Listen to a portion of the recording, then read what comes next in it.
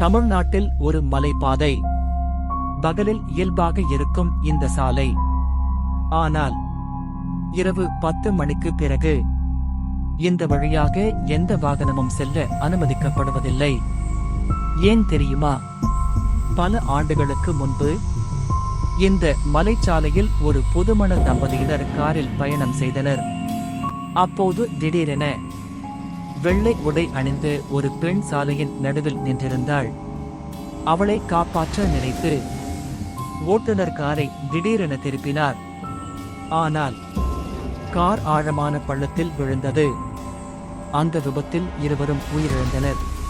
அதன் பிறகுதான் இந்த சாலையில் விசித்திரமான சம்பவங்கள் தொடங்கின. இரவு நேரத்தில் பயணம் செய்த பலர் அதே வெள்ளை உடை அணிந்த பெண்ணை பார்த்ததாக கூறினர். சிலர் அவள் காரின் முன் நின்றதாகவும், சிலர் காரின் பின்பக்க கண்ணாடியில் அவளது முகம் தெரிந்ததாகவும் கூறினர்.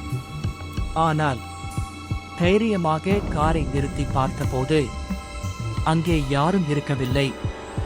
சில நிமிடங்களில் அவர்களின் வாகனங்கள் தானாகவே பழுதாகி நின்றுவிட்டன. ஒரு லாரி ஓட்டுநர், எனக்கு பேய் மீது நம்பிக்கை இல்லை என்று கூறி அந்த சாலையில் நள்ளிரவில் சென்றார். சில கிலோமீட்டர்கள் சென்றபோது ஒரு பெண் கை காட்டி லிப்ட் கேட்டாள். அவரும் காரை நிறுத்தினார். அவள் ஏறினாள். ஆனால் சில நொடிகளில் பக்கத்து இருக்கை காலியாக இருந்தது. பயந்து திரும்பி பார்த்தபோது பின்புற கண்ணாடியில் அதே பெண் சிரித்துக் கொண்டிருந்தாள். அடுத்த நாள் அந்த லாரி சாலையோரத்தில் காலியாக கண்டுபிடிக்கப்பட்டது. ஆனால் ஓட்டுநர் மட்டும் இன்று வரை கிடைக்கவே இல்லை.